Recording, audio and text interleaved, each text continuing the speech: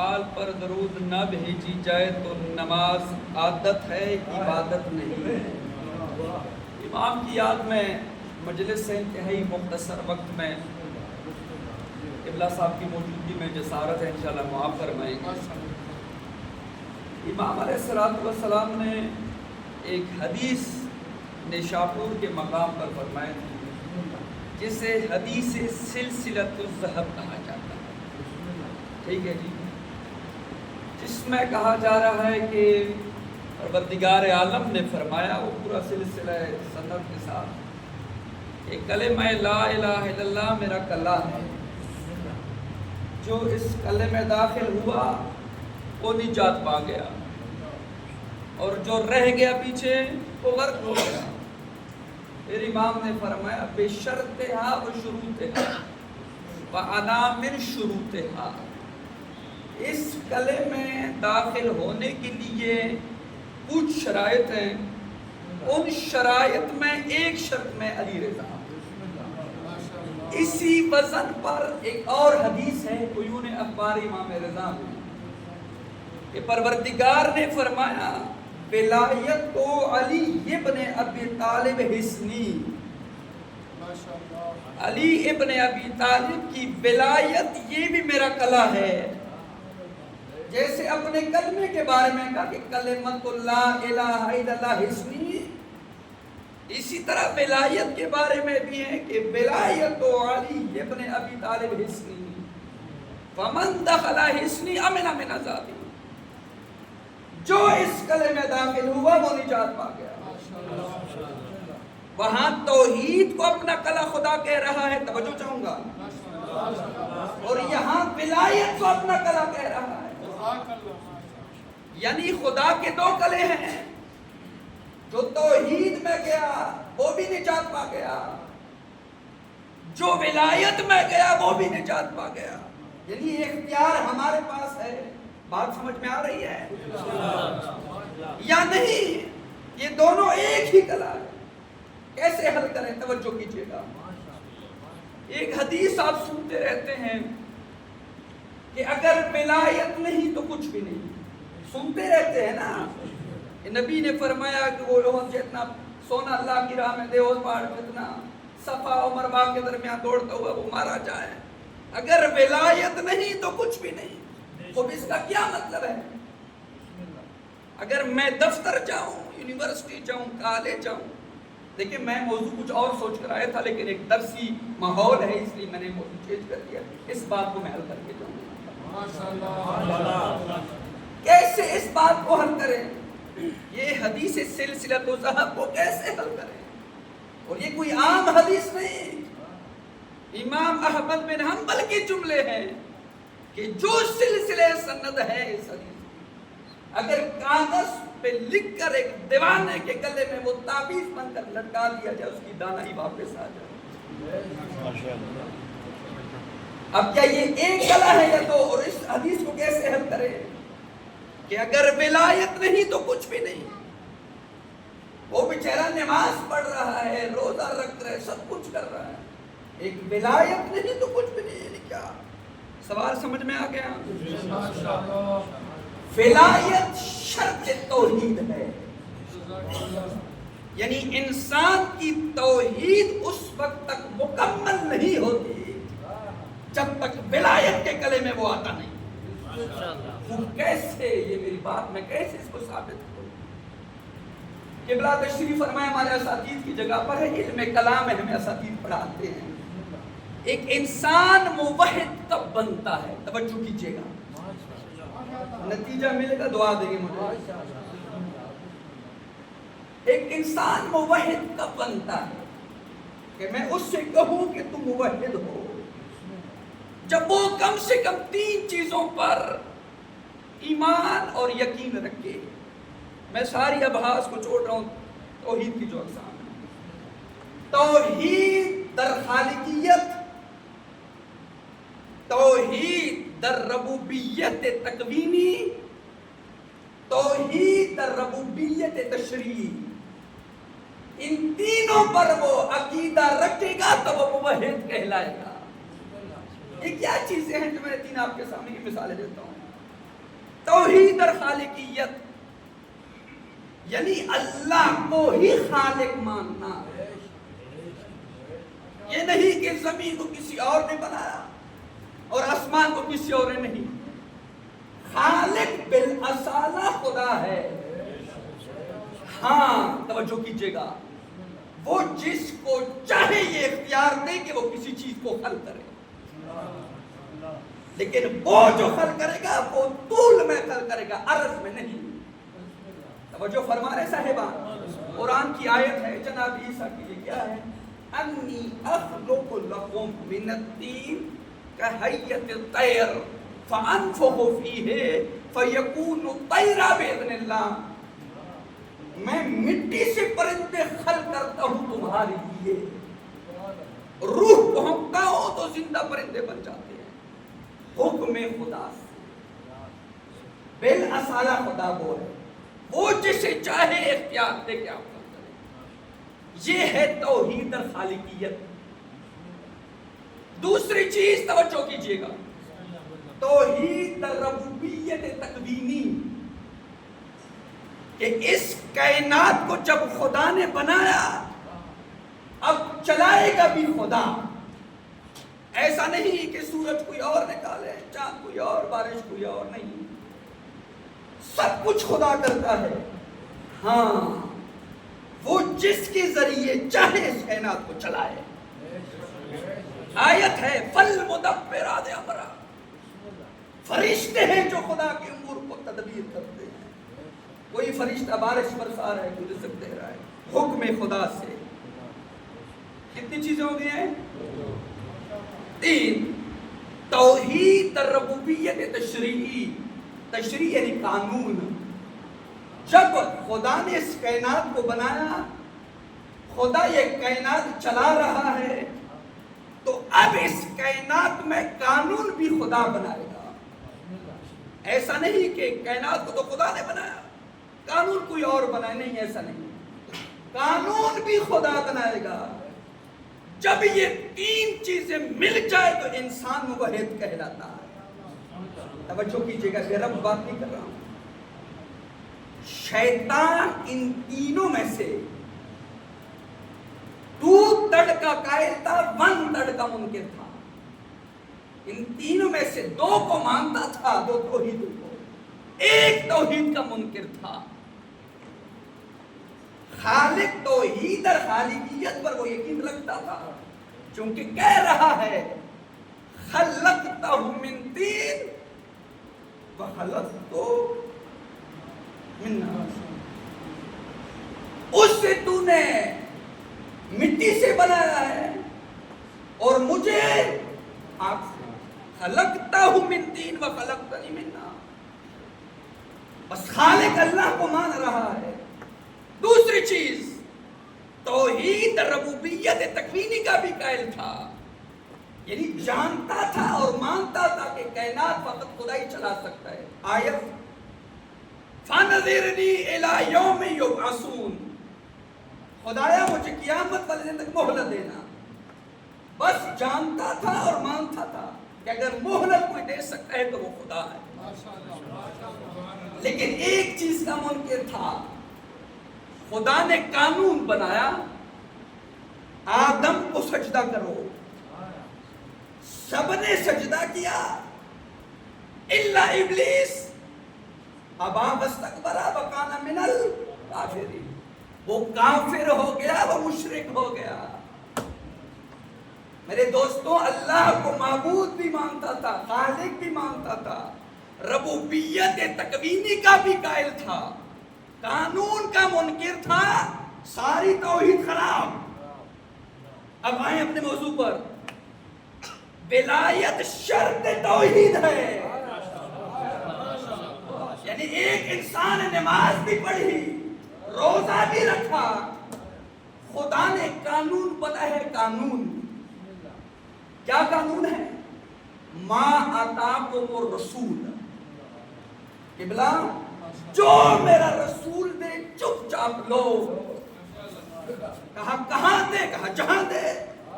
کہا کب دے؟ کہا جب دے. کہا کیسے دے؟ کہا جیسے دے. چپ چاپ لو اور جس چیز سے روکے رک جاؤ. بس جو اس قانون کا انکار کرے گا اس کی توحید ناقص. اب جب قانون بنایا تو مصطفیٰ کے ذریعے اللہ قدیر میں یہ قانون دے رہے لے کیوں دے رہے ہو؟ پتہ نہیں آپ ایسے چپ چاپ ہی سنتے ہیں.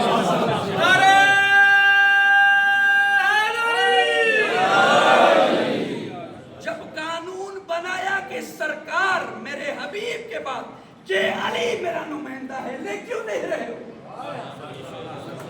علی ولایت کو لوگے تو خدا پر احسان نہیں, نبی پر بھی احسان نہیں, اپنی توحید تم نے مکمل کی.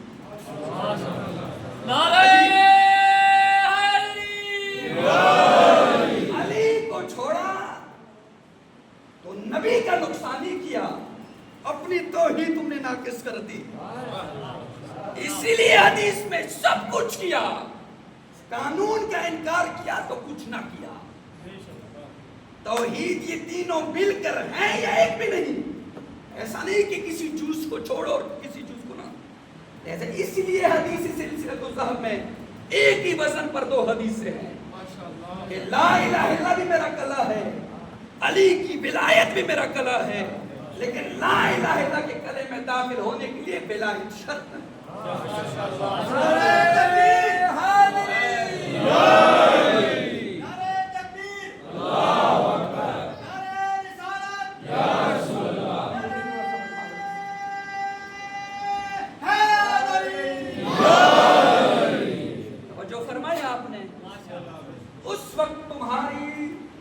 توحید مکمل نہیں ہوتی.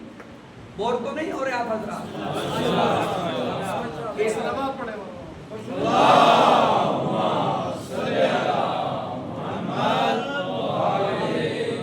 اعتراض ہوا اسی آیت پر, جواب دیا علماء نے. اللہ نے قرآن میں اپنے نبی کو نبی کے لفظ سے بھی پکارا ہے, مزمل کے لفظ سے بھی پکارا ہے, مدثر بھی کہا ہے, یاسین بھی کہا ہے, طٰہٰ بھی کہا ہے, وما محمد اور محمد بھی کہا ہے, اور رسول بھی کہا ہے. رسول کا تعلق ہے منصب کے ساتھ, مزمل ہے لقب, محمد ہے نام. اعتراض ہوا کہ بلا یہ جو اللہ کہہ رہا ہے کہ جو میرا رسول دے لو, یہ فقط جو ایزا رسول دے وہ لینا ہے, یعنی جو ایزا محمد ہے وہ نہیں لینا. بات پہنچ رہی ہے؟ جو ایزا طٰہٰ یاسین مزمل مدثر دے وہ نہیں لینا, جو رسول ہونے کے ناطے سے دے وہ لینا. یعنی جو منصب رسالت کی ذمہ داری ہے مثلا حدیث بیان کرنا, قرآن کی آیت اور لینا. مثلا اگر کسی کے دروازے پر جا کے وہ رکھے اور نو آیت تطہیر کی تلاوت کرے تو وہ بیٹی ہے, ہر باپ کو اپنی بیٹی سے محبت ہے, لہذا وہ نہیں لینا. حسن اور حسین کو شانوں پر سوار کرے, کس کا کیا تعلق ہے رسالت کے ساتھ, یہ نہیں لینا. وہ نانا, ہر نانا اپنے نواسے سے محبت کرتا ہے. کسی کے لیے اگر سجدے میں جھکا رہے تو وہ نواسا ہے. قرآن ہے نا جانتا تھا ایبٹ آباد کے ان اعتراضات کو, اس لیے ایک اور آیت ساتھ نازل کر دی, ما محمد الا رسول, محمد کچھ بھی نہیں ہے صرف رسول. یعنی اگر محمد کی نگاہ سے دیکھو تو بھی رسول, مزمل کی نگاہ سے دیکھو تو بھی رسول. نہیں, متوجہ نہیں ہوئے. وہ اگر کسی کو زبان چسوائے تو رسول ہونے کی حیثیت سے, کسی کے دروازے پر اگر رک کر رہے تو رسول ہونے کی حیثیت سے, کسی کو اگر علم دے تو رسول ہونے کی حیثیت سے, کسی کو اگر اپنے شانوں پر سوار کرے تو رسول ہونے کی حیثیت سے, کسی کے لیے سجدے میں رک کر رہے تو رسول ہونے کی حیثیت سے, رکوع میں جھک کر رہے تو رسول ہونے کی حیثیت سے, کسی کو اپنے پاس بلائیں اور زانوں پر بٹھائے تو رسول ہونے کی حیثیت سے, اور کسی کو اپنے پہلو میں سے اٹھا کر باہر نکال دے تو رسول ہونے کی حیثیت سے.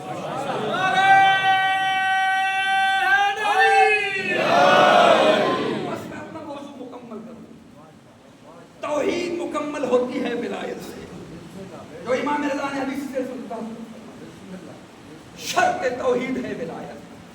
توحید کی یہ تینوں چیزیں ملیں گی تو انسان موحد ہے. لیکن قرآن کہتا ہے اگر ایک چیز کو بھی چھوڑ دیا تو مشرک ہو, کافر ہو. قرآن کہہ رہا ہے, سلمان جوادی نہیں کہہ رہا. ایک اور بات, جس طرح توحید میں قبلہ ایک جز کو چھوڑو گے تو ساری توحید برباد, اسی طرح امامت میں بھی کسی ایک امامت کو چھوڑو گے ساری امامت برباد. غدیر کا جشن یہاں ہوتا نہیں ہوتا, ہوتا ہے. خطیب نے آپ کے سامنے خطبہ غدیر بھی پڑھا ہوگا, اس میں ایک جملہ ہے 12 کا ذکر کر کے نا, ابھی چونکہ ماحول نہیں ہے ورنہ میں ذہن میں سوچ کر آیا تھا, علم فلکیات سے, علم بحور سے, علم انوار سے اور قرآن مجید کی کچھ آیات میں جمع کر کے لایا ہوں جو ہم سے پوچھا جاتا ہے کہ آپ کے 12 ہے تو کہاں لکھا ہے؟ ان چیزوں میں لکھا ہوا ہے کہ ہمارے 12 کیوں ہے. پھر انشاءاللہ کبھی موقع ملے عرض کروں گا, لیکن یہ چیز عرض کروں جلدی تک مکمل ہو جائے. اسی خطبہ غدیر میں ہے بشر الاولون من النبیین والمرسلین. سرکار فرما رہے ہیں, نسیم صاحب آپ کی توجہ ہے, میں وہ ہوں جس کی بشارت مجھ سے ماقبل انبیاء نے کی ہے. وانا خاتم الانبیاء والمرسلین, میں تمام رسولوں کا خاتم ہوں, اور تشیعوں کے پاس ختم نبوت کے لیے جو سب سے بڑی دلیل ہے وہ یہ غدیر اور ولایت ہے. وانا حجت اللہ علی جمیع المخلوقین من اہل السماوات والارضین. جو کچھ زمین اور آسمان میں ہے مخلوق میں سب پر حجت ہوں. توجہ کیجئے گا میرا چچا مجمع. ومن شک فی ذلک فقد کفر کفر الجاہلیہ. جس کسی نے بھی میری ان باتوں میں شک کیا وہ جاہلیت کی موت مرے گا, کفر کیا اس نے. ومن شک فی واحد فی شیء من قولی ھذا, جس نے میرے ساری باتوں میں سے کسی ایک بات میں شک کیا فقط شک فی کل ما انزل الیہ, اس نے اس ہر بات میں شک کیا جو مجھ پر نازل ہوئی ہے. ومن شک, جو ہمارا موضوع ہے, ومن شک فی واحد من الائمہ فقط شک فی الکل منہ. جس نے 12 میں سے کسی ایک میں بھی شک کیا اس نے ساروں میں سے شک کیا. بشاق فینا فی النار, جو ہم میں شک کرتا ہے اس کا ٹھکانہ جہنم ہے. یہ ترجمہ سن لیا, کہنا کیا چاہتا ہوں جیسے توحید میں ایک کو چھوڑو گے تو سارے توحید گئی, امامت میں بھی سے کسی ایک کو چھوڑو گے تو ساری امامت گئی. مثال دوں کہ بلا صاحب سے اجازت لے گا, جو یہ امامت ہے نا 12 ائمہ, یہ نماز کی طرح ہے, روزے کی طرح نہیں. پریشان ہو گئے, قبلہ تقابل کر رہے کہ نماز افضل ہے یا روزہ نہیں. ہر بات کا ذمہ دار ہوں. نماز کی طرح ہے یہ امامت, روزے کی طرح نہیں. روزے کتنے واجب ہیں؟ تھوڑا سا میرے ساتھ بولیں گے, میری آواز بیٹھ گئی لیکن آپ 30 روزے واجب ہے نا. میں نے 10 روزے اسلام آباد میں رکھے, 11ویں روزے مجھے ایبٹ آباد یا ملتان جہاں سے دعوت آتی مجلس کی. میں اگر کثیر و سفر نہیں ہوں تو قبلہ جب میں وہاں جاؤں گا 3 دن رہوں گا تو میرے روزے قصر ہے نہیں ہے؟ بولے میرے ساتھ, قصر ہے نا. بعد میں آؤں گا رمضان کے بعد میں قضا جاؤں گا. اب یہ جو گیپ آیا ہے 3 دنوں کا, اس گیپ نے جو پیچھے 10 روزے میں نے رکھے ہیں, اس گیپ نے کوئی برا اثر کیا ہے ان 10 روزوں پر؟ بولیں, ایسا تو نہیں ہے نا کہ ان 3 روزوں سے وہ روزے بھی ختم ہو گئے, اب میں شروع سے شروع کروں گا, ایسا نہیں ہے نا. بلکہ جب آؤں گا تو 14ویں روزے سے میں روزہ سٹارٹ کروں گا. ایسا ہی ہے, یہ ہے روزہ. نماز کے بارے میں کیا پروگرام؟ تکبیرۃ الاحرام کہی, سورہ الحمد, سورہ رکوع میں گیا, قبلہ جان زیب صاحب کی کال آ گئی. میں نے کہا تھا قبلہ صاحب السلام علیکم. وعلیکم السلام, کیسے ہیں؟ فلاں جگہ MWM کا جلسہ ہے, وہاں آپ نے پہنچنا ہے.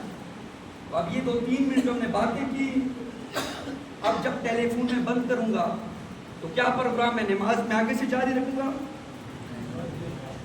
چپ چاپ ہیں. اب یہ جو گیپ آیا بیچ میں یہ اثر انداز ہوا نا پیچھے پر. ایسا ہی ہے نماز تکبیرت الاحرام سے شروع ہوتی ہے سلام پر ختم ہوتی ہے. جان بوجھ کر کسی ایک رکن کو بھی چھوڑا ساری نماز گئی. امامت نماز کی طرح ہے روزے کی طرح نہیں کہ بیچ میں سے دو اماموں کو چھوڑ دیا آگے امامت شروع کر دی. ایک سمجھ آئی وہ تو میرے ساتھ بولے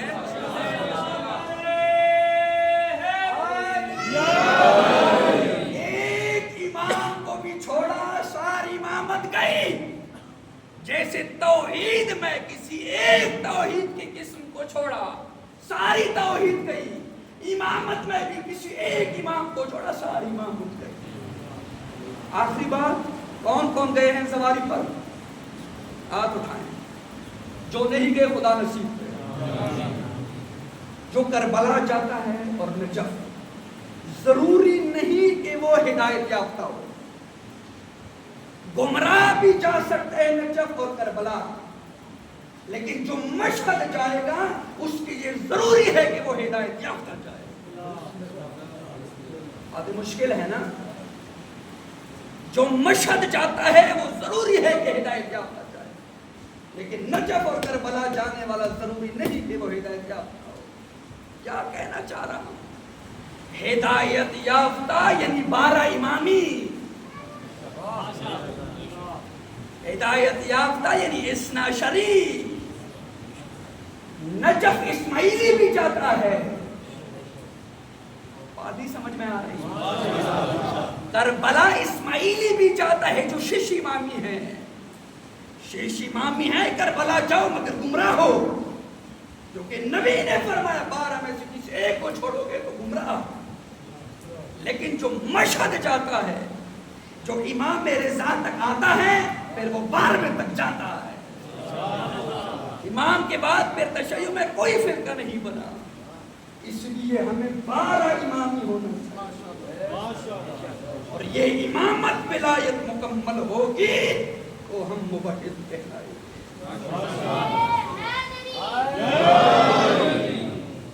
کاش اس امامت کو دنیا پہچانتی اس ولایت کو. علی کی بیٹیاں درباروں میں 8 امام کی یاد میں بیٹھے ہوئے ہیں. آج شب شہادت ہے. ایک روایت عزاداروں 2 بہنوں کا تذکرہ ملتا ہے تاریخ میں جنہوں نے اپنے بھائیوں سے بڑی وفا نبھائی. ایک معصومہ کوم دوسری ثانیہ زہرا. ایک بھی بھائی کے عشق میں سفر کرتی رہی دوسری بھی بھائی کے عشق میں دین بچانے کے لیے سفر کرتی رہی. لیکن فرق ضرور ہے. اجرکم اللہ اجرکم جب مرد کے مقام پر عزاداروں یہ قافلہ جب معصومہ کوم کے ابتدا میں مدینہ سے نکلتا ہے تو قم سے چند کلومیٹر کے فاصلے پر قافلے پر حملہ ہوتا ہے. اہل قم کو خبر ملتی ہے. اہل قم جاتے ہیں معصومہ قم کو شان اور شوکت کے ساتھ قم لے آتے ہیں. بیبی پہلے قم کبھی نہیں آئی تھی آج پہلی بار آ رہی ہے شان و شوکت کے ساتھ. 17 دن قیام کیا لیکن زینب عالیہ عرصہ دراز تک کوفہ میں پڑھاتی رہی لیکن آج جب کوفہ میں آئی تو سر پر چادر نہیں ہے. یہی کوفی آگ اور پتھر برسا رہے. عزاداروں میں کہوں گا اے معصومہ قوم بھائی کے عشق میں آپ نکل آئے. ملاقات نہیں ہوئی لیکن آپ نے اپنے بھائی کے گردن پر چلتا ہوا خنجر نہیں دیکھا. حاضرہ کربلا کے میدان میں 70 قدم کا فاصلہ ہے. وشمر و جالس و نالا صد الحسین حسین کی سینے پر شمر سوار. اجرکم اللہ اجرکم اللہ. میرے مولا امام رضا آخری جملہ اور التماس دعا، امام رضا علیہ السلام سن 200 ہجری میں خراسان آتے ہیں۔ عزاداروں، جب مامون نے امام کو طلب کیا تو مامون نے ابسل سے کہا، مولا نے ابسل سے فرمایا، اے ابسل میں جا رہا ہوں، اگر واپسی میں میرے سر پر ردا ہو تو مجھ سے کلام نہ کرنا، اگر ردا نہ ہو تو کلام کرنا۔ ابسل روایت کرتا ہے، میں نے دیکھا امام جب واپس پلٹ آئے تو امام کے چہرے کا رنگ زرد ہو چکا ہے اور سر پر ردا ہے۔ میں نے سارے دروازوں کو بند کیا، میں نے پوچھا مولا یہ کیا حالت بنی ہے؟ کہا ماموں نے اپنا کام کر دیا ہے۔ عزاداروں، پھر میرے مولا نے وصیت کی، اے ابسل میرا بیٹا تقی آئے گا، مجھے غسل بھی وہی دے گا، مجھے کفن بھی وہی دے گا، میرا جنازہ بھی وہ پڑھائے گا، مجھے قبر میں بھی وہی اتارے گا۔ آیا وہ وقت جب امام تقی حجاز امامت سے آئے، عزاداروں غسل بھی دیا، کفن بھی دیا، جنازہ بھی پڑھایا اور قبر میں بھی اتارا۔ میں کہوں گا مولا آپ غریب الغربا ہیں، غربت کی عالم میں آپ کی شہادت ہوئی، لیکن آپ کے بیٹے نے آپ کو کفن بھی دیا، آپ کو غسل بھی دیا، آپ کا جنازہ بھی پڑھایا، آپ کو قبر میں بھی اتارا، مگر لا یوم کا یوم کا یا ابا عبداللہ، کربلا کا میدان ہے، 22 سال کا جوان بیٹا ہے، باپ کا لاشا ہے۔ اللہ لعنت اللہ علیہ وسلم یہ بدعا نہیں آپ